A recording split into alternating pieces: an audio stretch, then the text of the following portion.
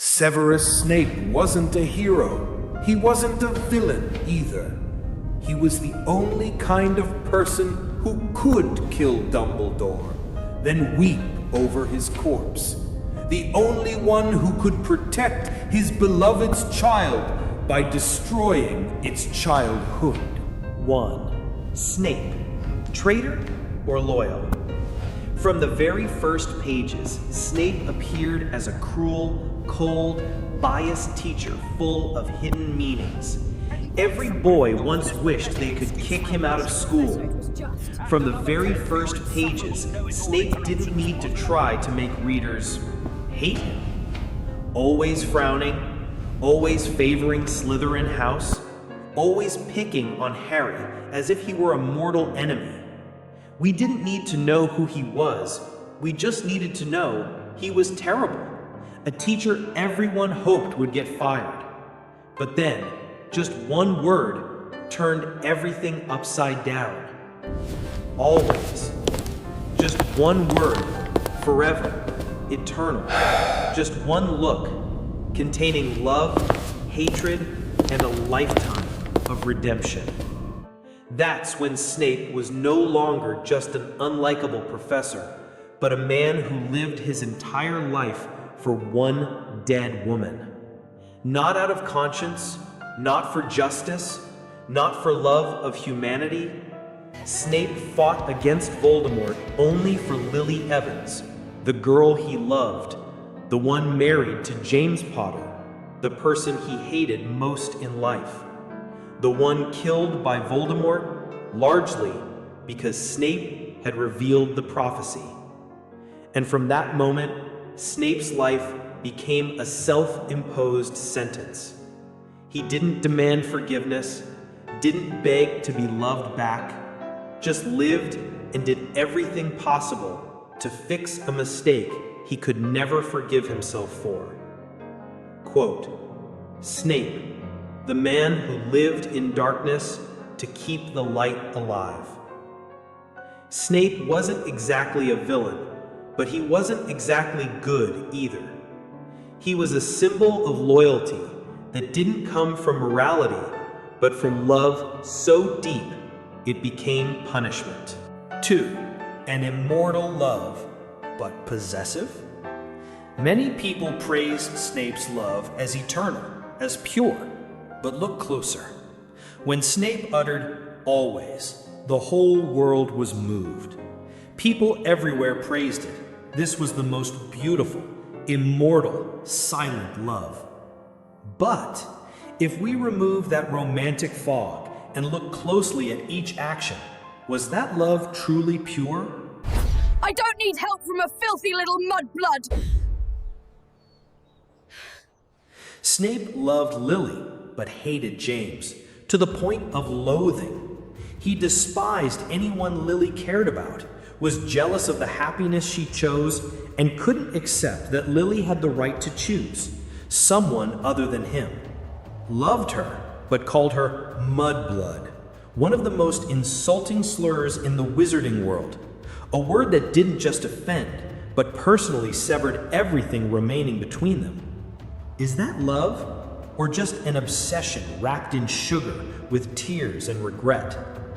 After Lily died, Snape didn't blame himself, the one who had revealed the prophecy to Voldemort.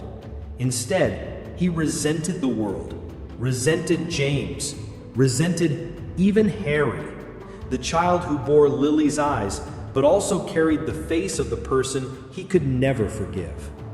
That wasn't love, but an obsession sanctified by regret. Snape's love didn't save him. It imprisoned him. It didn't make him better. It made him destroy himself and others. Unrequited love isn't wrong, but turning that love into chains to bind others, that's no longer noble. 3. Did Snape love Harry? No. And that's the most heartbreaking thing. We used to believe Snape protected Harry, so surely he had feelings for the boy. But the harsh truth is, Snape never loved Harry. Every time he saw Harry, he was torn between two ghosts, Lily's eyes, the person he loved to the very end, and James's face, the person he despised to his bones. Why do you hate me so much? Every day Snape saw Harry was another day he was punished by his own memories. But instead of leaving, he chose to stay. Not to love, not to forgive, but to protect in pain. Snape wasn't gentle with Harry, didn't teach him with kindness, but with harshness, coldness, even cruelty. Look at me. The more he loved Lily, the more Snape punished Harry, as if the child had to bear the consequences of his mother's choices. And that was the most cruel cycle, a man who thought he was atoning, but unconsciously poured all his torment onto an innocent child. It was a love with no escape, and the one who suffered most was the child of the woman he loved. Snape wasn't evil. He was just a broken human being who chose to endure in silence.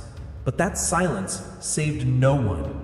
It only hurt Harry more, and Snape was never loved back. 4. Snape, Dumbledore's assassin or executor of merciful death? The scene where Snape killed Dumbledore was the most confusing in the entire series. Once again, he betrayed, this time unforgivably. The moment the wand lit up and Dumbledore fell from the tower, we branded Snape a traitor. Avada Kedavra.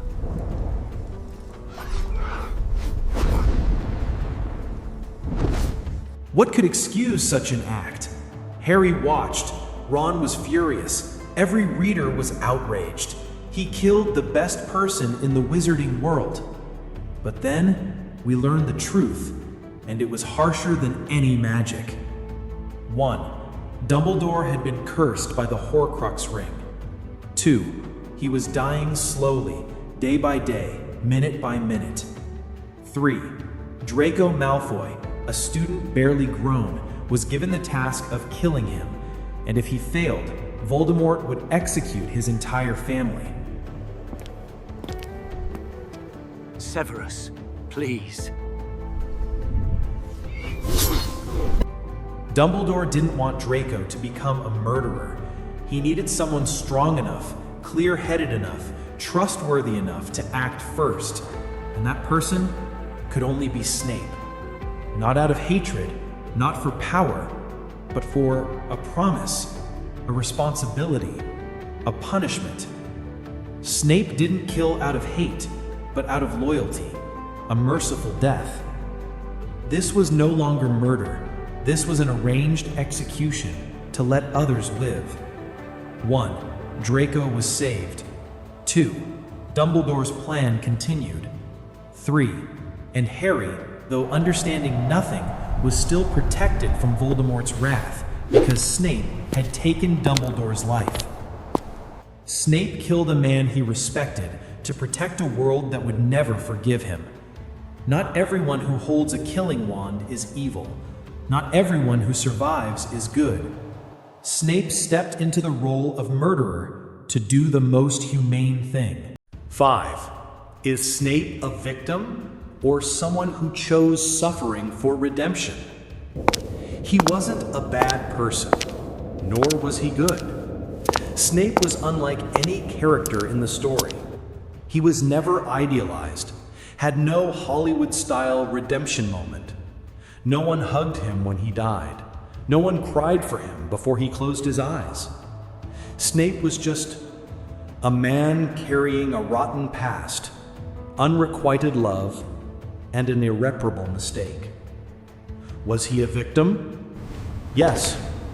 Bullied in childhood, looked down upon by wizarding society for his Muggle heritage, abandoned by the only person he loved due to irreversible mistakes. But he also chose this path. No one forced him to stay at Hogwarts. No one made him protect Harry. No one compelled him to kill Dumbledore. It was all choice, a choice full of blood, silence, and no witnesses. Snape didn't seek recognition, didn't need anyone to know he was a hero, never explained why. He lived as the villain so others could live as heroes. And in the end, he still died as someone no one understood. We see Snape not as an ideal, but as a real human being, with all the weakness, cowardice, cruelty, but also braver than anyone. Because he chose to live a life with no applause, no recognition, no love, to fix something no one forced him to fix. 6. Final thesis. What is Snape? Cowardly? Perhaps, for not daring to face his mistakes in love. Cruel? Certainly, for pouring all his torment onto an 11-year-old boy. Snape wasn't perfect. Not a hero, not absolutely noble. He was someone who once made wrong choices, then paid for the rest of his life with his blood, soul, and even the hatred of those he protected. Maybe he was too cowardly to apologize to Lily. Maybe he was too proud to bow to James.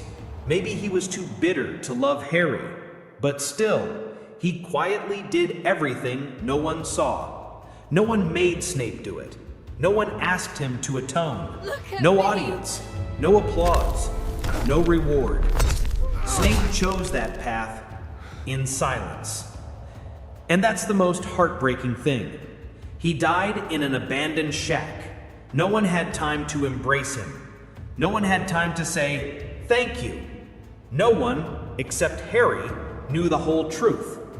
And when the truth was revealed, we no longer hated Snape. We pitied him, not as a hero, but as a human being who loved wrong, hated wrong, but chose right in the end. After all, you won't remember Snape as the hateful teacher. You'll remember a bitter look when seeing the child he once swore never to forgive, but still protected to the end. Snape, the man of one single word, always. So what do you think?